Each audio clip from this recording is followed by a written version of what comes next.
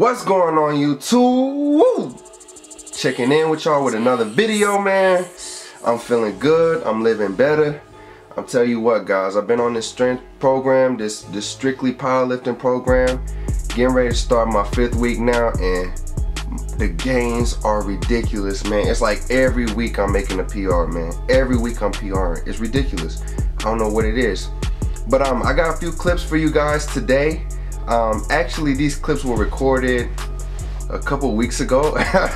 I'm a little late on that, but yeah.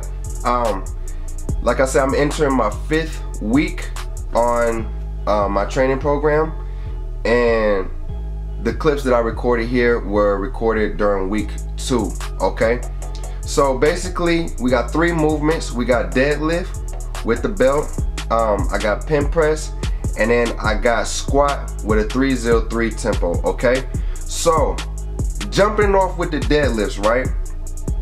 I worked up to, I have it written down, I worked up to 455 on the deadlift for one set of 5, 455 for one set of 5, and then I did a low drop and I went to 430, and I did 2 sets of 430. Okay, basically with the deadlift, guys, like I told you before, in some of my other previous videos, typically I used to pull, I used to pull conventional, but since I've been pulling sumo, it's been changing the whole game. So I've been sticking with sumo, you know, seeing some nice gains, some nice strength gains on sumo, so I'm pretty sure that's the way to go, man. So, you know, I think just mechanically it's better on my body. I can use my adductors, I can use a little bit more of my glutes, and it kind of helps me keep a more upright position, so that way I'm able to take less stress off my low back. So I've been pulling sumo and I absolutely love it, man. I love it. Okay, so yeah, that's what I did for the deadlifts. Moving on, I went to pin press. Now pin press, for those of you who aren't familiar with it, is basically simulating kind of that lockout point that you get on the bench. If you ever notice that when you go through the bench on a full range of motion, sometimes you can get it up halfway and then your spotter has to kind of tap you up a little bit, you know, which is pretty common. You know, I'm pretty sure everybody has experienced that. But doing pin press, basically it allows you to put the bar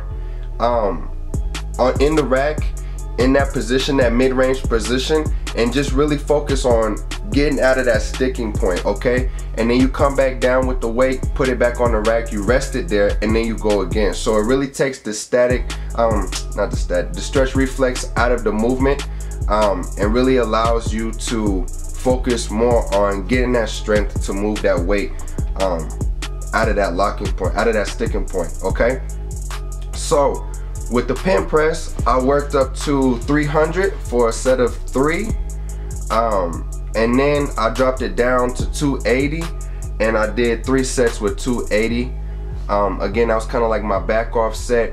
Basically what I'm doing is I work up to a weight and then drop it down. I'll do a low drop it down, and I'll work with a lower weight until it feels like my top set. Okay, so in this instance I was using 280 for 3 sets, and by the 3rd set it felt like 300, so that's when I stopped. Okay, so that's what I did for that. Moving forward, I did squats with a 303 tempo. Okay, so I did a 3-second eccentric followed by a slight pause at the bottom, and then I came up with a 3-second concentric. Okay, man, guys, I'll tell you what, my max on squats is somewhere around 465, maybe 475 right now, but I was literally using 275 on this, and it about folded my ass. It was real, it was that intense. You never really take into account, you know, how much harder the movement becomes when you actually slow it down and, you know, work at that type of capacity. You know, you can use a very submax weight and still get a lot of benefit out of that. So like I said, I only used 275, worked up to a set of 7 with 275, and I was damn shot. I was done.